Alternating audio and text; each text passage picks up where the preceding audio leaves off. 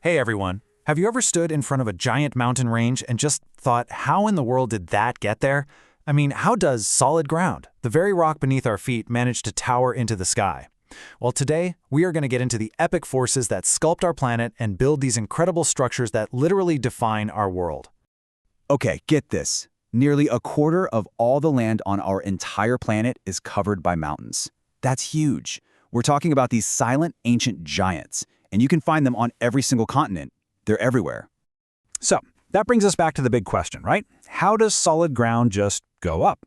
The answer, and it's a wild one, lies in a force so mind-bogglingly powerful it can literally move continents. You ready? Let's dive in. All right, so the secret to how mountains are made, it's not something you can see on the surface. Nope, you've got to go deep, deep inside the earth. What we're talking about here is this incredible, super slow-motion dance of something called tectonic plates. Think about the Earth's crust, right? It's not one solid piece. It's more like a giant cracked eggshell.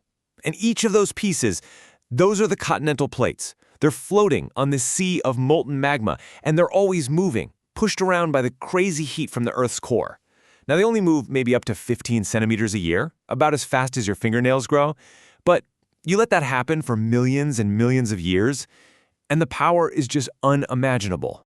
And this is where all the action is, the raw power when these plates interact. It's just incredible. So, you've got plates crashing into each other head-on, bam. You get massive mountain ranges like the Himalayas. What about when one plate slides under another? That's called subduction, and it creates volcanic ranges like the Andes. It's this non-stop cosmic demolition derby, this pushing, pulling, and grinding that literally sculpts our planet. So it kind of makes sense, right? If you have all these different ways the plates can move and crash into each other, you're not going to get the same kind of mountain every time. It's almost like a geological menu. Each type of plate interaction serves up a totally unique kind of mountain. Okay, first on the menu, fold mountains. These are the most common ones you'll see, and they're also the biggest. This is what you get from that full-on, head-on collision between two plates.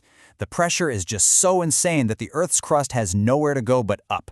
It literally buckles and folds. You can actually picture it. Just take a piece of paper and push the ends together. See how it scrunches up? That's what's happening to solid rock. And those huge upward folds, they're called anticlines, and they become some of the highest peaks on the planet. But what happens if the crust doesn't want to fold? Well, sometimes it just cracks. It breaks. And along these massive cracks, which we call fault lines, giant blocks of rock get shoved up or they collapse down. This gives us fault block mountains, and they have this really cool, distinct look. Usually a super steep cliff face on one side, and then a much more gentle slope on the back. And hey, the menu keeps on going. You've got dome mountains. That's when magma pushes up from underneath but doesn't quite erupt. It just creates a big bulge. Then there are plateau mountains, which are these huge flat areas that get pushed way up high, and then rivers carve canyons into them over billions of years. And of course, the one we all know, volcanic mountains, just built up layer by layer from lava and ash. Okay, so we've seen the menu of mountain types. Now, let's see how this all comes together in the real world. Let's look at the life cycle of an actual mountain range. Because, and this is so cool, mountains aren't static. Just like us, they're born, they grow, and eventually, they get old and wear away. And for a great example, let's talk about the Himalayas. This story is just epic. Picture this. About 71 million years ago, what we now call India wasn't attached to Asia. It was a giant island, and it was racing north. And when it finally slammed into Asia, wow, the collision was so immense, so powerful, that it started crumpling up the land to form the Himalayas. But here's the craziest part. It's not over. That collision is still happening right now. The Himalayas are still getting taller every single year. You know, this whole thing actually solved a huge mystery that had scientists scratching their heads for years. They kept finding these fossils of ancient sea creatures near the very tops of the Himalayan peaks. How was that possible? Well, plate tectonics gave us the answer. That seafloor that used to be between India and Asia got all crumpled up in the collision and was literally shoved thousands and thousands of meters into the sky.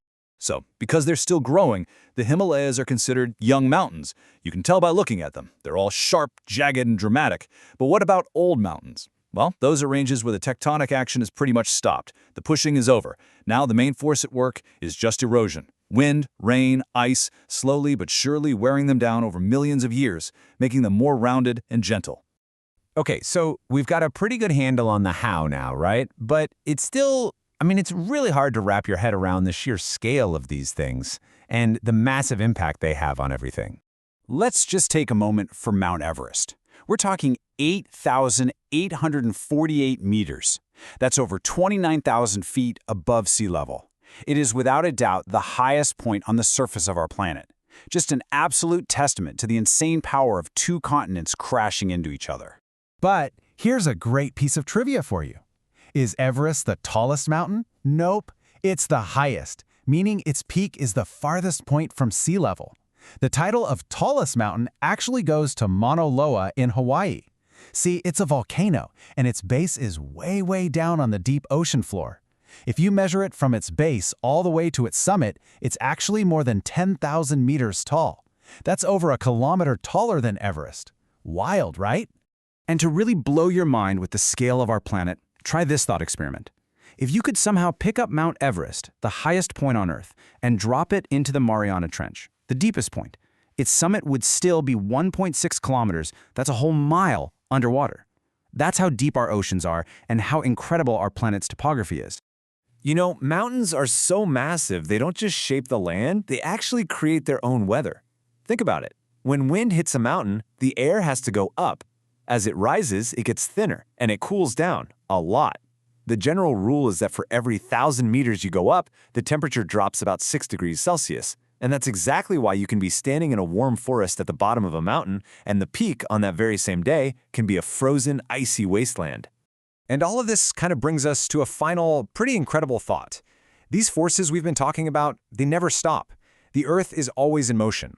The Himalayas are still getting higher, new volcanoes are being born from the seafloor, old mountains are slowly turning back into dust.